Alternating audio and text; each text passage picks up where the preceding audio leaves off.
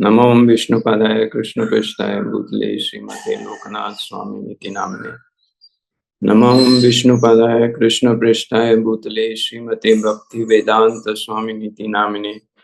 नमस्ते सारस्वते देवी गौरवाणी प्रचारिणे निर्विशेष शून्यादि पश्चात देशतारिणे। वंशकल्पतरुभ्यश्च कृपा सिन्धुभ्येव च पतितानां पावनेभ्यो वैष्णवेभ्यो नमो नमः।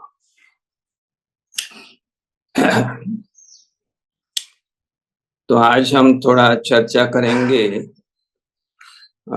श्रील विश्वनाथ चक्रवर्ती ठाकुर बताते हैं कि कैसे हमारा जो अहंकार है वो कम होते जाता है और आध्यात्मिक अहंकार बढ़ते जाता है, और हमारा भगवान के भजन में ध्यान कैसे बढ़ते जाता है। तो जैसे आप सब जानते ही हैं कि अदौ श्रद्धा, साधु संग, भजन क्रिया, अनार्थ निवृत्ति, निष्ठा, रुचि, आसक्ति, भाव, प्रेम, ये भक्ति के स्थल है। तो वो स्थल के अनुसार ये जो अहंकार होता है उसका आध्यात्मिक रूपांतर होता है। तो मिथ्या अहंकार का मतलब है अहम ममेति, मैं और मेरा। मैं ये शरीर हूं, मैं मन हूं, ये हमारी पहचान है। और ममेती से आता है कि ये मेरा है, ये घर मेरा है, ये मोबाइल मेरा है, ये मेरा मान है, ये इस प्रकार से।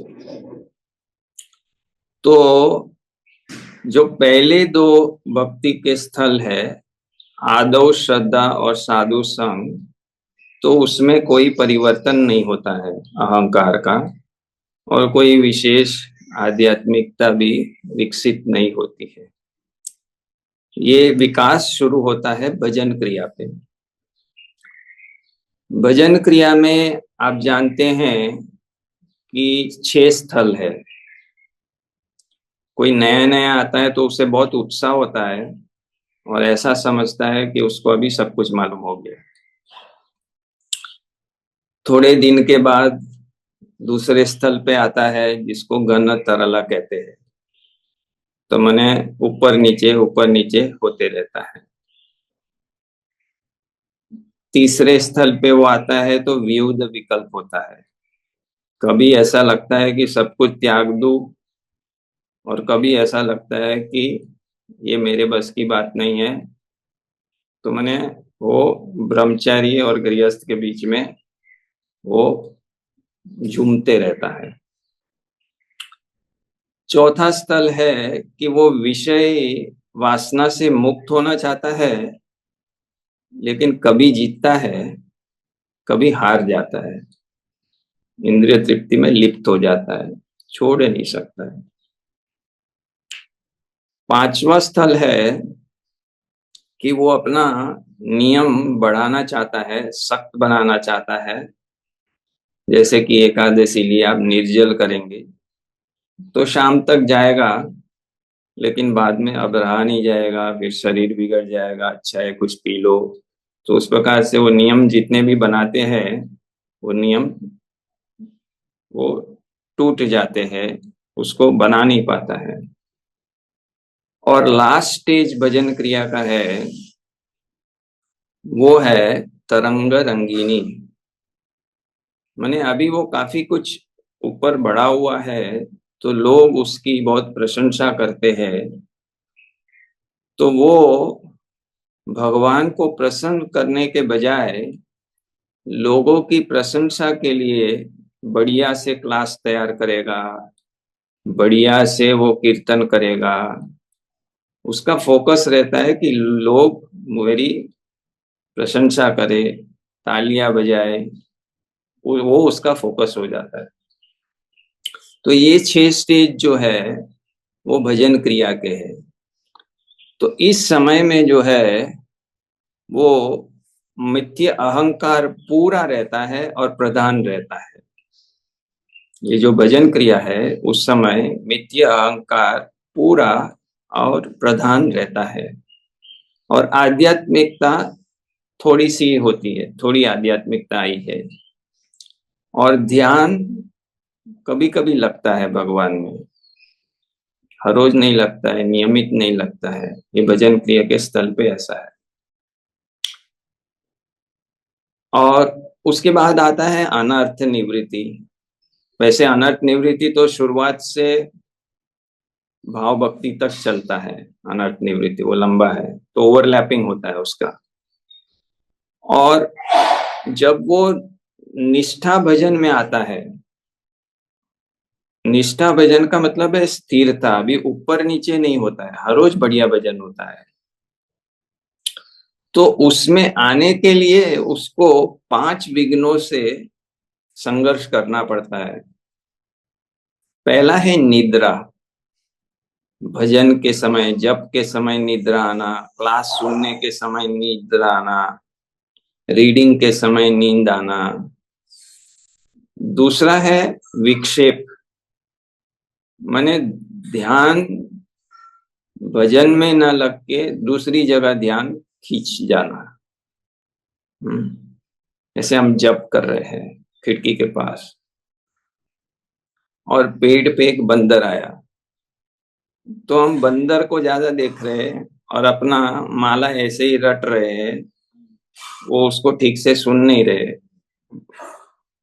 तो जप में ध्यान विक्षेप हो गया बंदर में। इस प्रकार से मोबाइल में बार बार ध्यान खींच रहा है, इस प्रकार से। तीसरा है कि हमको कोई रुचि नहीं है, हम माला कर रहे हैं, हम कथा सुन रहे हैं, लेकिन हमको कोई टेस्ट नहीं है, बस बैठने के लिए बैठे हैं। चौथा है कि हमारा जो बुरी आदतों के प्रति झुकाव रहता है, तो हम भक्ति तो कर रहे हैं लेकिन क्रोध आ जाता है, तो हम कुछ भी बोल देते हैं उल्टा सुल्टा। इस प्रकार से बुरी आदत से हम प्रभावित रहते हैं।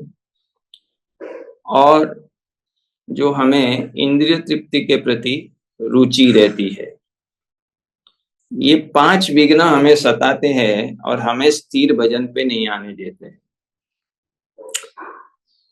स्थिर भजन का मतलब है निष्ठिता भजन, निष्ठा लेवल भक्ति, जिसमें कौन से गुण होने चाहिए आपके अंदर? त्रिनादपि सुनिचेना, नम्रता, तरोरपि सहिष्णुता, सहनशीलता और क्षमा। अमानी न मान देना, कोई मान की अपेक्षा नहीं लेकिन सभी को मान दे रहे हैं। कीर्तनीय सदारी, हमेशा भगवान के भजन में मन रह रहा है हमारा, ये स्थिरता है। तो ये 5 विघ्नों को जब हम पार करके हम निष्ठा भक्ति पे आते हैं, तो उस समय हमारा अहंकार लगभग पूरा रहता है। आप देखिए कितना खतरनाक है ये मिथ्या अहंकार, कि निष्ठा लेवल पे भी विश्वनाथ चक्रवर्ती ठाकुर कह रहे हैं कि लगभग पूरा रहता है, लेकिन उस समय हमारा आध्यात्मिकता बहुत फैला हुआ है, अच्छी तरह फैला हुआ है हमारे अंदर, और हमारा ध्यान स्थिर रहता है, भगवान में स्थिर रहता है। लेकिन कभी कभी बीच में मेरे मन में ख्याल आता है, ऐसे कभी कभी होते रहेगा, बीच बीच में भंग होगा, लेकिन स्थिर रह रहा है ध्यान भगवान में, ये लेवल पे। फिर इससे उठकर ऊपर आता है रुचि का लेवल। हाँ, यहाँ पर अहंकार, मिथ्या अहंकार ढीला हो जाता है, लेकिन उसका प्रभाव रहता है। आध्यात्मिकता लगभग अभी पूरी हो गई है। आध्यात्मिकता पूरी हो गई का मतलब क्या है? कि हम अभी लगभग पूरी तरह से समझ रहे हैं कि हम भगवान कृष्ण के नित्य दास है और सब कुछ भगवान का है। सब कुछ भगवान का है। यहाँ हम ऐसे नहीं सोचते कि इसको चीज को मैं लेके भोग लूंगा, ऐसा नहीं सोचेंगे, क्योंकि सब कुछ भगवान का भी मान रहे हैं हम जब सोचते हैं कि ये भगवान का नहीं है तो फिर हमको लगता है कि हम इसको भोग सकते हैं। जब हम सोचेंगे भगवान का है तो हम हमारे अंदर वो भाव नहीं आएगा। समझ रहे? ये रुचि लेवल का है। इस समय जो ध्यान होता है भजन में, वो उसमें कोई विक्षेप नहीं होता है और लंबे समय तक ध्यान होता है। समझ रहे? ये रुचि का लेवल है, लंबे समय तक ध्यान होता है। उसके नेक्स्ट जो लेवल है वो आसक्ति है।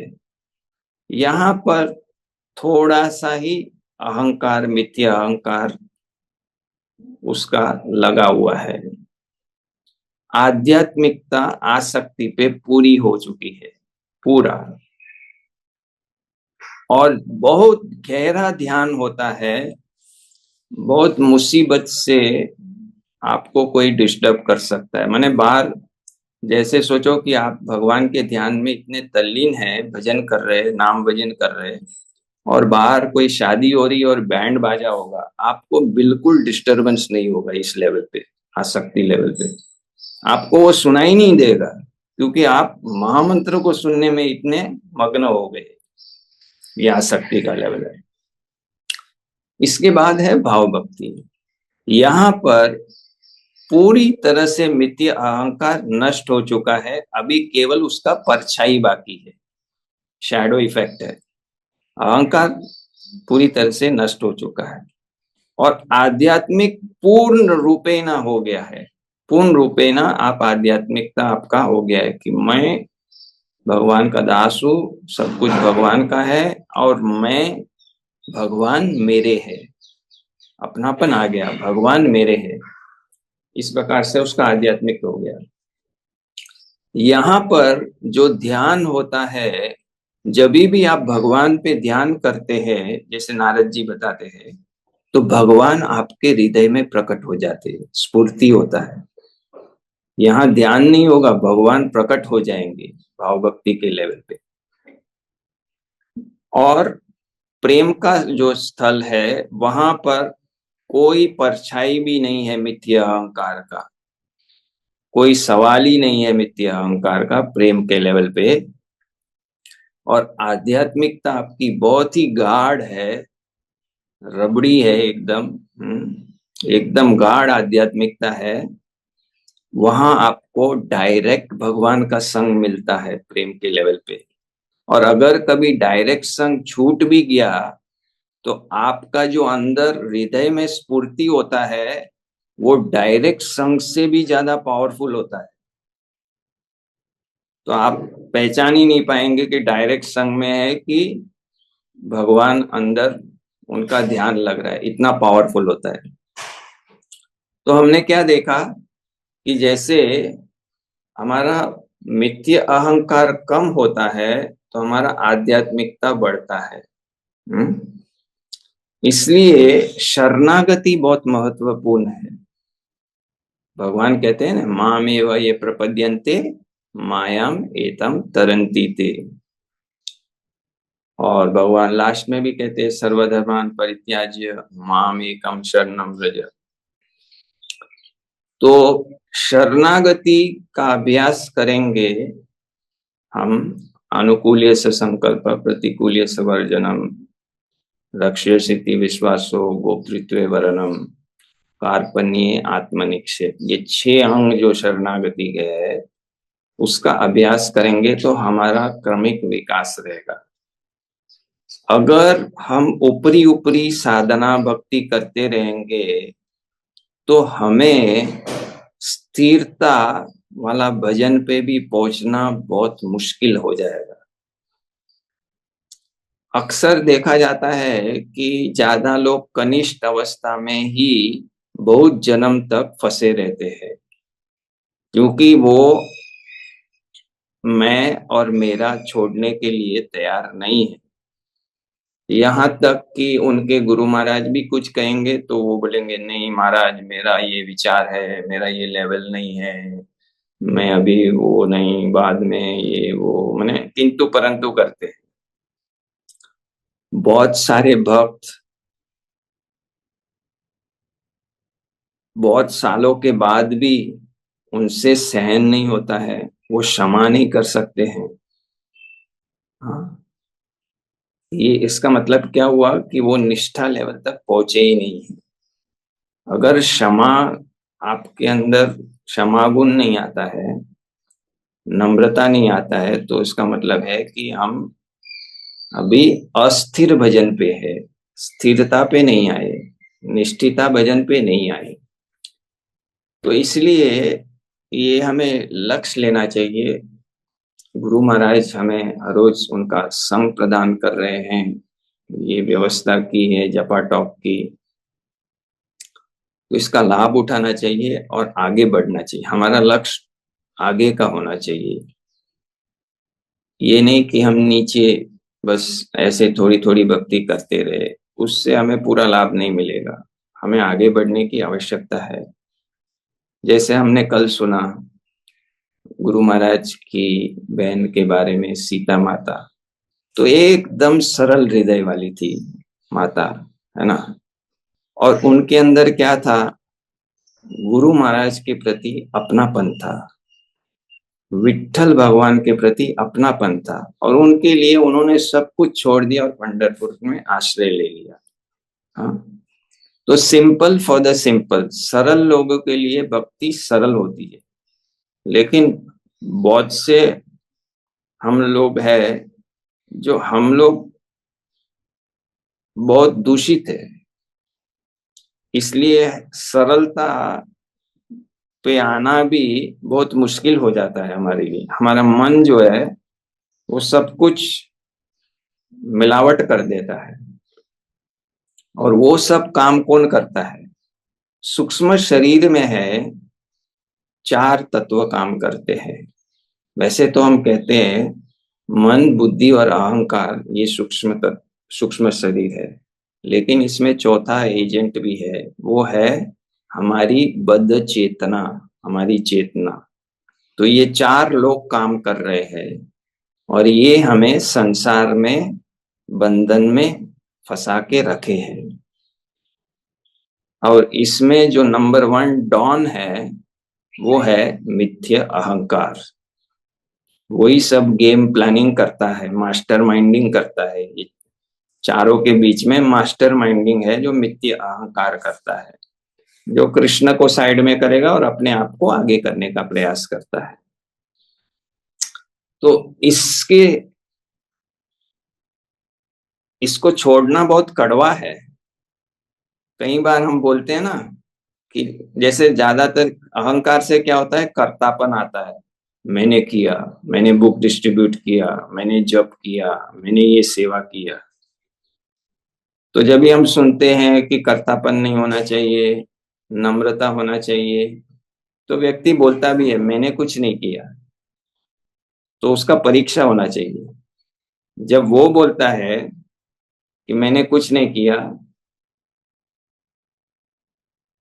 और कोई और उसको आके बोलता है वास्तव में तुमने कुछ नहीं किया, तुम केवल निमित्त थे, सब कुछ भगवान ने किया, तो उसको अंदर से बहुत बुरा लगेगा। वो बुरा किसको लगता है, वो अहंकार को लगता है। समझ रहे ऐसे टेस्ट होना चाहिए। हम बोलेंगे नहीं नहीं मैंने कुछ नहीं किया, सब भगवान ने किया। अब जब कोई आके बोलेगा वास्तव में तुमने कुछ नहीं किया, सब भगवान ने किया, तो उसका नींद हराम हो जाता है। ये क्यों नींद हराम होता है, क्यों खटकता है, हमें खटकता क्यों है, क्योंकि हमने ये मिथ्य अहंकार को आलिंगन करके रखा है, हम उसको छोड़ना नहीं चाहते हैं। और जो व्यक्ति मिथ्य अहंकार को छोड़ना नहीं चाहता है उसका प्रगति नहीं हो सकता है। ये बहुत कड़वा विषय है, लेकिन इसके बारे में समझना जरूरी है। और भगवान सब कुछ कर रहे हैं, सब कुछ भगवान का है, ये भाव, ये ज्ञान धीरे धीरे विकसित करने की बहुत आवश्यकता है, तभी हम भक्ति में आगे बढ़ सकते हैं। जब तक हम सब पकड़ के रखेंगे तो हमारे लिए ऊंचे स्थल पे जाना बहुत ही मुश्किल हो जाएगा। इसलिए शरणागति और साधु संग, हम लोग साधु संग कर रहे हैं लेकिन शरणागति में अभाव है। दोनों साथ साथ में चलना चाहिए। साधु संग किया, शरणागति बढ़ना चाहिए, साधु संग किया, शरणागति बढ़ना चाहिए। हम लोग केवल साधु संग करते रहते हैं लेकिन शरणागति नहीं बढ़ रहा है, अहंकार कम नहीं हो रहा है, तो फिर विकास भी नहीं हो रहा है, विकास भी नहीं हो रहा है। तो जो भी व्यक्ति चाहता है भक्ति में आगे बढ़ने के लिए, उसको अच्छा साधु संग करना चाहिए और फिर अपना शरणागति बढ़ाना चाहिए, तभी हो सकता है। तो इसके ऊपर आप शांति से विचार कीजिए कि कैसे ये मिथ्या अहंकार हमको इस संसार बंधन में रख रहा है और हमें आगे नहीं बढ़ने देता है। हाँ, बहुत सूक्ष्म रूप से ये हमको पकड़ के रखता है। हाँ, ऊपरी ऊपरी हम बोलेंगे नहीं मैं कुछ नहीं कर रहा हूँ, सब भगवान कर रहे हैं, लेकिन अंदर से हम सोच रहे हैं कि मैं कितना उन्नत हूँ, ये हूँ वो, ये सब अहंकार। माने ये प्रतिष्ठा जो है वो आखिरी जाने वाला अनर्थ है, जिसमें हम अपने आप को बहुत बड़ा समझ रहे हैं। वो सनातन गोस्वामी कहते हैं। तो ये सब अहंकार का ही स्वरूप है और इसलिए हमारा भक्ति में इतना सारा भजन सब कुछ करने के बाद भी जो प्रगति होना चाहिए वो नहीं होता है। ये मूल कारण उसका है मिथ्या अहंकार।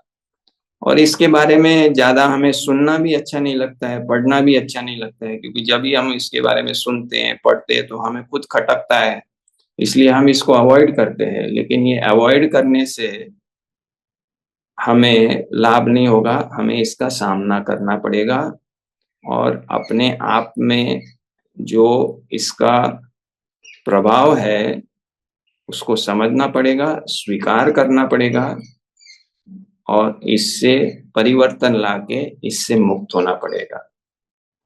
ये बहुत जरूरी है। ये सूक्ष्म तत्व चीज है लेकिन ये बहुत महत्वपूर्ण है। नहीं तो क्या होता है कि बहुजन्म करी यदि श्रवण कीर्तन, फिर भी प्रेम धन प्राप्त नहीं होगा। और अहंकार की वजह से ही अपराध होता है और निपुण भजन के लिए अहंकार से मुक्त होना जरूरी है, अपराध से मुक्त होना जरूरी है। तो वो तभी होगा जब हमारा अहंकार बीच में टांग नहीं अड़ाता है। हरे कृष्णा। श्रील प्रभुपाद की जय। गौर प्रेमानंदे।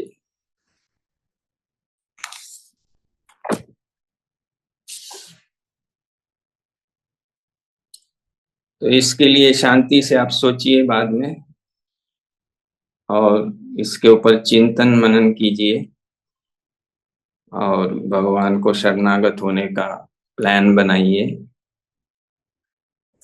हरे कृष्णा।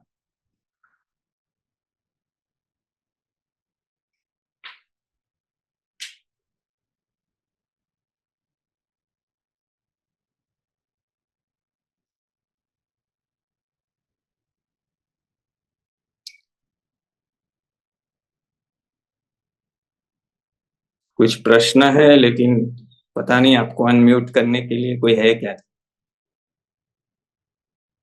पद्ममाली प्रभु है या और कोई को होस्ट?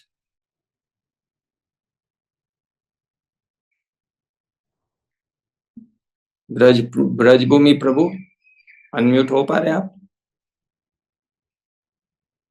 हरे कृष्णा प्रभु जी। हरे कृष्णा। दंडवत। बहुत बहुत धन्यवाद ऐसा सुंदर क्लास के लिए, तो भजन में अग्रसर होने के लिए, अहंकार रहित होने के लिए। तो कुछ टिप्स जो है व्यवहारिक रूप से जो सेवाएं होती हैं, प्रैक्टिकली विशेष रूप से मैनेजमेंट की सेवाएं कोई करता है या कोई भी कार्य करता है, तो ये इतना प्रैक्टिकल बहुत कठिन होता है। लगता है कि जो आप बात बता रहे हैं वो केवल भक्ति भजन करने वालों के लिए ही होता है। प्रैक्टिकल करने वाले लोग तो कहीं ना कहीं मिथ्या अहंकार टकराता ही है व्यवहार में। तो उनको किस ढंग से मैनेज करना चाहिए, इसके लिए थोड़ा सा मार्गदर्शन। इसलिए प्रभुपाद जी ने कहा है कि हेल्थ साधना सेवा, स्वास्थ्य अच्छा रखो, फिर साधना बढ़िया करो, फिर सेवा करो। तो जब हम अच्छी तरह से हियरिंग रीडिंग कर रहे हैं और वैष्णव एटिकेट का पालन करके हम मैनेजमेंट करेंगे तो बच के रह सकते हैं। जैसे गुरु महाराज अक्सर बोलते हैं, hate the sin not the sinner. व्यक्ति को टारगेट मत करो, जो गलती हो रहा है उसके प्रति ये करो। कृष्ण अधिष्ठान सर्वे जीव जानी सदा कुरो भी समा। सभी जीव भगवान के अंश से, उनको आदर करो, उनके ऊपर कृपा दृष्टि रखो। अगर कुछ गलती हो रही है तो उसको सुधार सकते हैं, और वो भी ये सोचते हुए कि मैं करता नहीं हूं, मैं केवल निमित्त हूं और ये मेरी जिम्मेदारी है, इसलिए मैं गुरु और कृष्ण की प्रसन्नता के लिए ये कर रहा हूं। इसको लाना इतना आसान नहीं है, लेकिन लाना ही पड़ेगा, नहीं तो हमारा भी विकास नहीं होगा।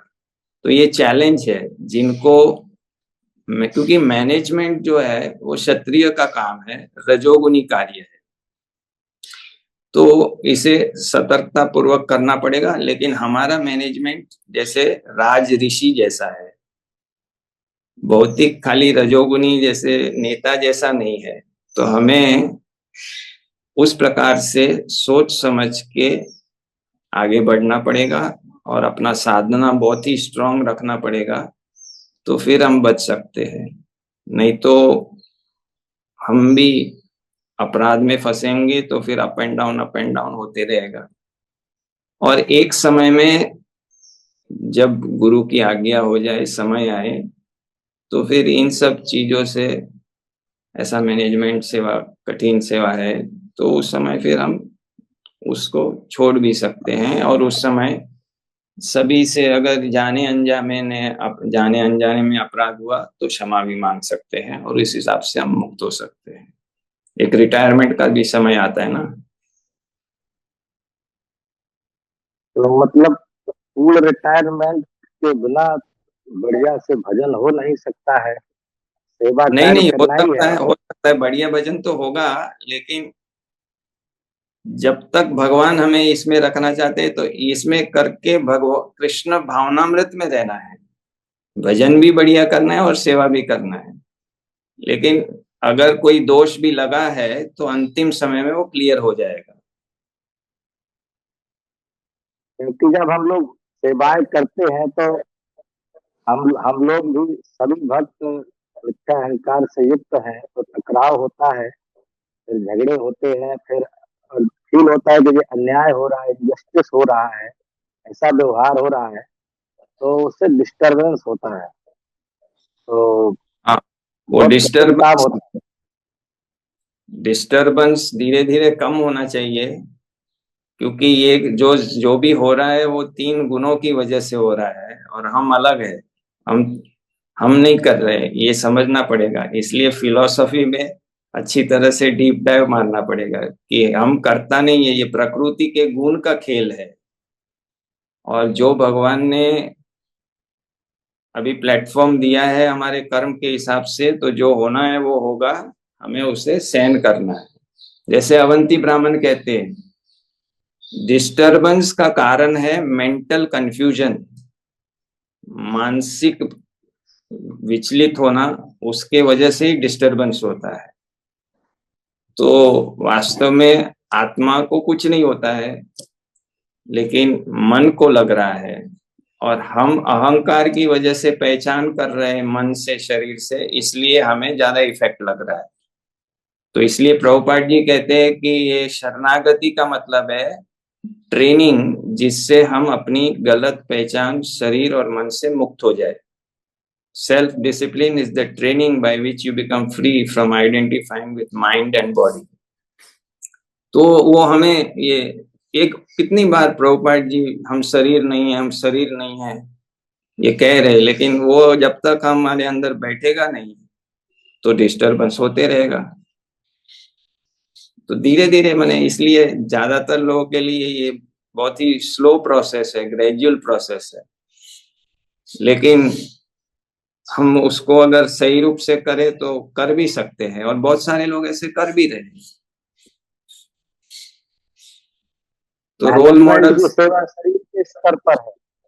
मैनेजमेंट की सेवा में तो शरीर का स्तर है, और भजन की शुद्ध प्रक्रिया जो है ऊपर है, इससे उठ करके मन की अवस्था जब उस लेवल पर पहुंच जाए तो उसका हाँ, सामंजस्य बिठाना। जैसे अम्बरीश महाराज भी तो मैनेजमेंट कर रहे थे पूरे राज्य का, है ना। हाँ, लेकिन उनका लेवल कैसा था कि उन्होंने सवई मना कृष्ण पदारविन, उनका मन पूरा कृष्ण में भी लगा था। तो अच्छा हम भजन करेंगे, अच्छी साधना करेंगे, तो ये सब संभव होने लगेगा। तो अच्छा साधु संग करना है, और अच्छी साधना करना है, अच्छी तरह से प्रभुपाद का रीडिंग करना है, और फिर आगे के स्थल के हिसाब से उन गुणों को हमारे अंदर लाना है, जैसे सहनशीलता, क्षमा, ये सब। तो फिर धीरे धीरे प्रभुपाद जी ने मैनेजमेंट किया, इतना बड़ा संस्था चलाया। तो जैसे जैसे हमारा भजन का स्थल बढ़ेगा, साधु संग करके, साधना करके, तो ये आसान हो जाएगा। और जब तक हमारा वो लेवल नहीं बढ़ता है तो संघर्ष रहेगा, डिस्टरबेंस रहेगा, बोझा लगेगा, ये सब रहेगा। तो हमें स्वीकार भी करना पड़ेगा कि कुछ हमारा लेवल भी है, उस हिसाब से हमें चलना पड़ेगा आगे, और भगवान से प्रार्थना करना पड़ेगा, गुरु से प्रार्थना करना पड़ेगा कि हम ये सेवा भगवान के लिए बढ़िया से कर सकें। हरे कृष्ण। धारा शिव प्रभु अनम्यूट हो सकते हैं। श्री नरहरि दास धारा शिव, ओस्मानाबाद।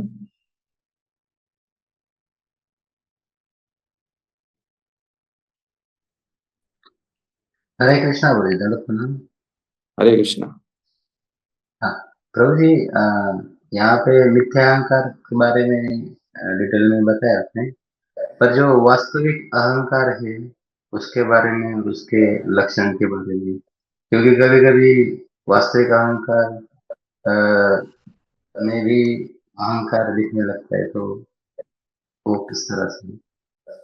नहीं, जो आध्यात्मिक अहंकार है कि भाई मैं कृष्ण का नित्य दास हूं और सब कुछ भगवान का है, और मैं कृष्ण मेरे है, ये अहम ममेति जब उस लेवल पे आएगा। लेकिन जब तक हम उस लेवल पे है नहीं तो हमको लगता है कि ये सब नकलीपन हो रहा है, तो हमें खुद उस लेवल पे जाना पड़ेगा, क्योंकि व्यक्ति अभ्यास भी तो कर रहा है। तो हमें भी, अगर ऐसा लग रहा है, हमें दूसरों का फोकस नहीं करना है, अहंकार का, अपना फोकस करना है, अपने आप को ज्यादा करना है।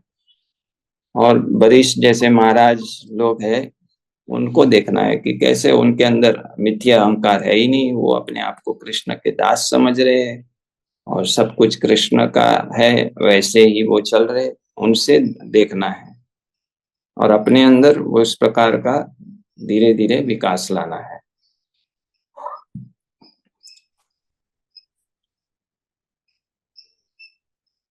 आनंद आनंद माधव प्रभु। माधव।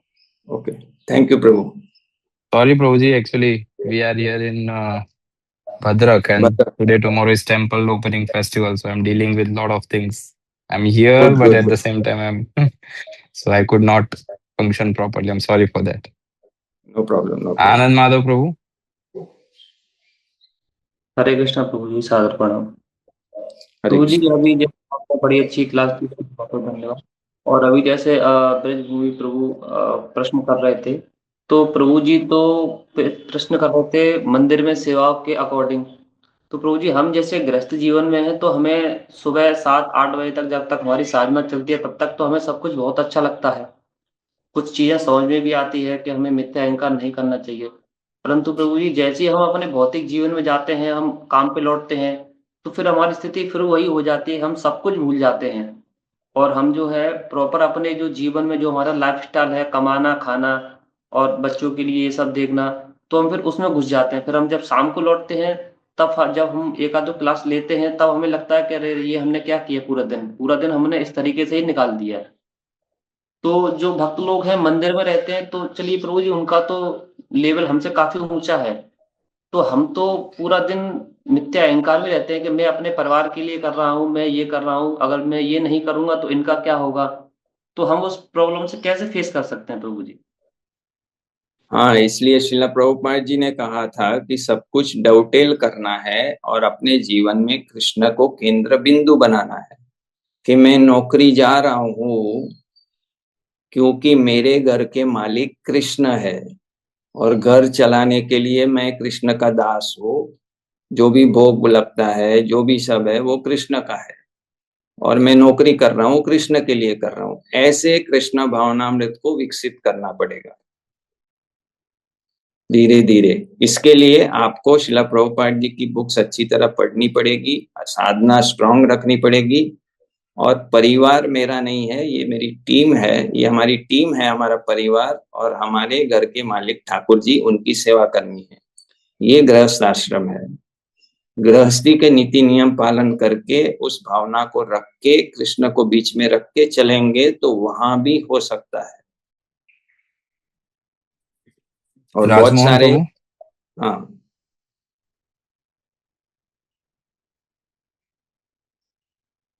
राजमोहन प्रभु अनम्यूट करके बोलिए यदि आप सुन रहे तो।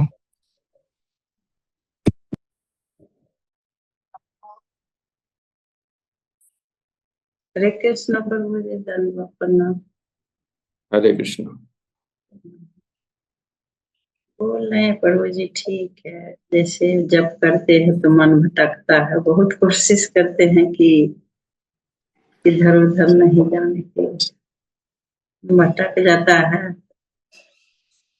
और एक समस्या प्रभु जी ये है कि मेरा परिवार में न है, छोटा भाई न, जैसे माँ बाप को पीटता है और बोलने जाते हैं तो गाली गलौज करता है, उसके लिए क्या करें?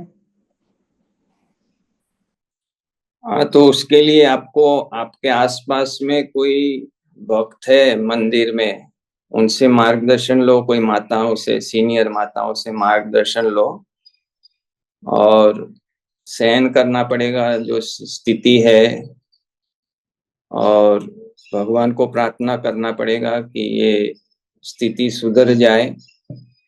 और घर में अगर हो सकता है तो कोई वरिष्ठ भक्त आके थोड़ा परिवार को प्रचार करे, समझाए, ऐसा व्यवस्था करना पड़ेगा आपको। और आपको अपना बढ़िया से भजन करना पड़ेगा। तो अनु सौरभ हाँ, जी अनम्यूट करके बोलिए। हरे कृष्णा प्रभु जी, प्रणाम। हरे कृष्ण। प्रभु जी, भी आपने बोला कि हमें कर्ता का भाव नहीं रहना चाहिए। ये मेरा बहुत दिन से ही डाउट रहा है कि हम भौतिकवादी संसार में जब काम करने जाते हैं तो अगर हमारे अंदर ही कर्ता का भाव नहीं रहता है तो हम दूसरों को कर्ता का भाव कैसे दिखाएंगे? और ये कर्ता का भाव अगर नहीं दिखाते हैं प्रभु जी, तो वो लोगों को लगता है कि हम कुछ कर नहीं रहे हैं। तो अब मतलब कैसे इसको डील करें, मतलब कैसे इसमें सामंजस्य बैठाएं? थोड़ा प्रकाश डालें प्रभु जी। हरे कृष्ण प्रभु। तो उसमें ऐसा नहीं है कि हमारे अंदर से हमें सोचना है कि हम करता नहीं है, हमारे माध्यम से भगवान कार्य करा रहे हैं ना। तो उसी प्रकार से हम माध्यम है, हम निमित्त मात्रम है, उसी प्रकार से सभी निमित्त मात्रम है, ऐसा सोचना पड़ेगा। और फिर जो भी जरूरी है आपके दफ्तर में या बिजनेस में करने के लिए, वो आपको करना है। लेकिन आपका जो सोचना है वो कृष्ण भावना भावित रखना है कि मैं निमित्त हूं और भगवान मुझे ये सब करवा रहे हैं। और उस प्रकार से आपको जो भी जरूरी है वो करना पड़ेगा। प्रभु जी इसमें क्या है कि उग्रसेन प्रभु, अच्छा अभी चल रहा है discussion, okay, carry on Sonu ji. Sorry Prabhu ji, उसमें प्रभु जी अगर मतलब नहीं शो ऑफ करेंगे ना तो लोगों को यही लगता है कि हम कुछ नहीं कर रहे हैं। इसको कैसे फिर शो ऑफ हाँ, कैसे तो करें उसमें इतने उसमें जैसे नारद जी ने बताया एक सांप को कि तुम काटना बंद करो, तो जब सांप ने काटना बंद किया तो सभी लोग सांप को पत्थर मारने लग गए। तो फिर नारद जी को सांप ने बोला कि आपने बोला और ऐसे हो रहा है तो क्या करूं? तो बोले अभी काटो मत, लेकिन खाली ऐसे दिखाओ।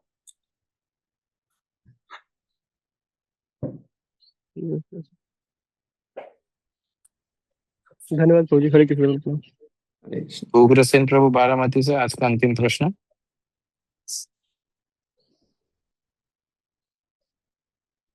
हरे कृष्ण प्रभु, दंडवत हरे प्रणाम। कृष्ण। जब करता है जब नींद आती है, सुनते हुए नींद आती है, पर मोबाइल देखते हुए नींद नहीं आती, इसमें क्या होता है? नींद आ रही है ना?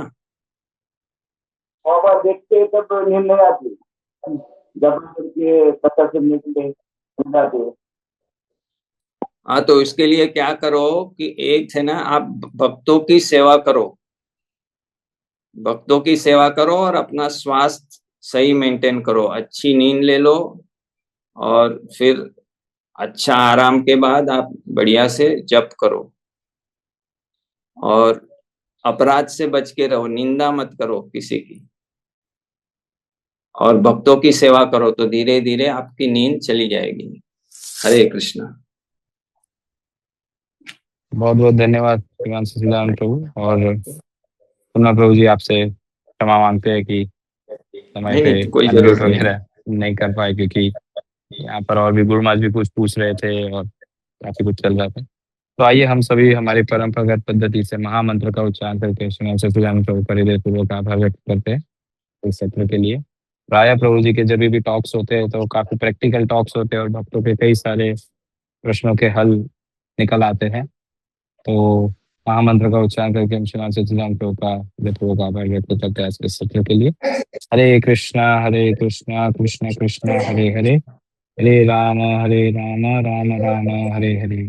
और कुछ भक्तों के प्रश्नों के उत्तर अभी तक हम नहीं, प्रश्न ही नहीं ले पाए तो उत्तर नहीं निकल पाए, लेकिन प्राय हम जैसे कहते हैं कि ऐसा नहीं है कि जब भी स्पीकर कोई हाथ में आते हैं या कोई हमें स्टॉक सुनाते हैं तो पूरा उन्हें ही ले लेना है, या प्रश्न नहीं है तो भी बना के अब आई है सच्चिदानंद प्रभु तो कुछ ना कुछ तो पूछना ही है या पूछ ही लेते हैं।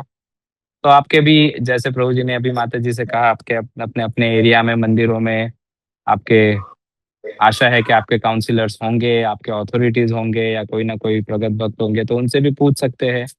और भविष्य में फिर पुनः जब प्रभु जी का हमें संग सानिध्य मिलेगा तो अगर आपके कुछ पेंडिंग क्वेश्चन है तो तब भी पूछ सकते हैं। तो ऐसे भाव के साथ हम आज के सत्र को यही विराम देते हैं। कल पुनः गुरुमा जी के सानिध्य में हरि नाम जप और टॉक के लिए हम उपस्थित होंगे। Thank you again Prabhu ji, thank you very much. Shri Harinam Prabhu की जय, हरे कृष्ण महामंत्र की जय, श्रील प्रभुपाद की जय, परम पूज्य श्री लोकनाथ स्वामी गुरु महाराज की जय, श्रीमान सच्चिदानंद प्रभु की जय।